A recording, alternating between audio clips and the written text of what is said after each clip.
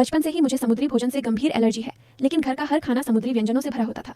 सिर्फ इसलिए क्योंकि मेरे भाई को यह पसंद था, मैं बस एक कोने में बैठकर सादा चावल खाता रहता। मेरा जन्म ही मेरे भाई की दवा बनने के लिए हुआ था। पता चला कि उसे बचपन से ल्यूकेमिया था। मेरे माता पिता ने मुझे सिर्फ इसलिए पैदा किया ताकि मेरे गर्भनाल के खून से उसकी जान बच सके।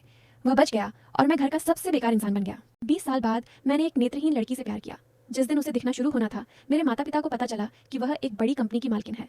उन्होंने मुझे बेहोश कर दिया और मेरे भाई को मेरी जगह खड़ा कर दिया।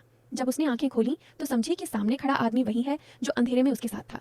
पिछले 3 साल मैंने लाख कोशिश की कि उसे समझाऊं कि मैं ही उसका असली साथी हूं, लेकिन जितना समझाता वह उतना ही मुझसे नफरत करने लगी। आखिरकार जब वह नहीं देख सकती थी, उसने अपने साथी से जीवन भर सिर्फ उसे ही चाहने का वादा किया था। मुझे हतोत्साहित करने के लिए उसने जानबूझकर मुझे एक होटल में बुलाया और मेरे सामने ही खुद को मेरे भाई के हवाले कर दिया। उस पल मैं पूरी तरह टूट गया।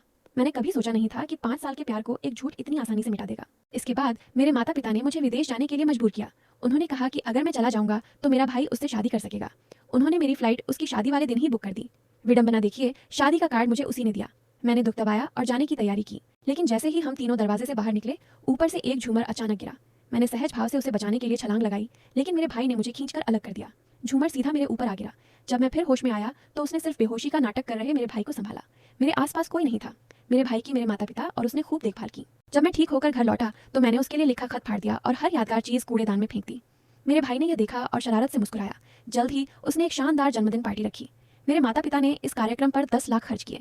उसने तो उसे कंपनी के आधे शेयर तक तोहफे में दिए और सबके सामने उसकी उंगली में सगाई की अंगूठी पहना दी।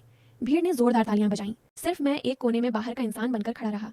मेरे भाई ने मुझे देखा और जानबूझकर मेरे तोहफे के बारे में पूछा। मैंने एक घड़ी का डिब्बा निकाला। उसे तुरंत पहचान आया कि यह वही घड़ी है जिसे वह नहीं देख सकती थी, तब छूकर पहचानती थी। उसने तुरंत पूछा कि यह घड़ी मेरे पास कहाँ से आई। उस पल मुझे यह सब बेतुका लगा। वह घड़ी को पहचान सकती थी, लेकिन मुझे नहीं। मेरा भाई घबरा गया और मुझ पर चोरी का इल्जाम लगाया। झगड़े के दौरान उसने नाटक किया कि मैंने उसे धक्का दिया है।